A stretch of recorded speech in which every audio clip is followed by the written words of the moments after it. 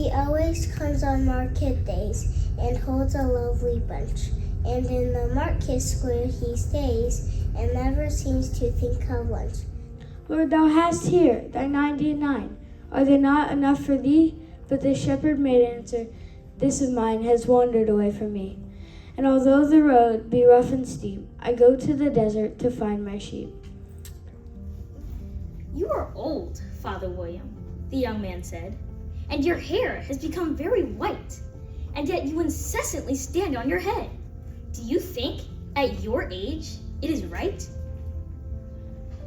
In my youth, Father William replied to his son, I feared it would injure the brain, but now that I'm perfectly sure I have none, why, I do it again and again. In a hole in the ground there lived a hobbit. Not a nasty, dirty, wet hole filled with the ends of worms and an oozy smell, nor yet a dry, bare, sandy hole with nothing in it to sit down on or to eat. It was a hobbit hole, and that means comfort. But enough! Medea, use all your wiles. Plot and devise. Onward to the dreadful moment.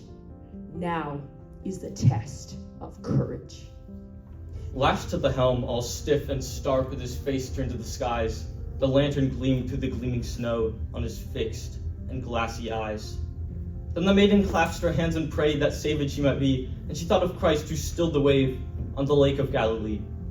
And fast through the midnight dark and drear, through the whistling sleet and snow, like a sheeted ghost, the vessel swept towards the reef of Norman's Woe. To and fro he swayed, now so near the brink that almost he tumbled in, now dragging back, falling to the ground, rising and falling again.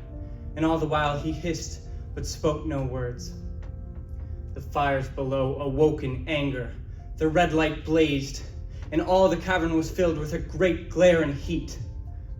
Suddenly, Sam saw Gollum's long hands draw upwards to his mouth. His white fangs gleamed and then snapped as they bit. Lightly men talk of saying what they mean. Often when he was teaching me to write in Greek, the fox would say, Child, to say the very thing you really mean, the whole of it, nothing more or less or other than what you really mean, that's the whole art and joy of words.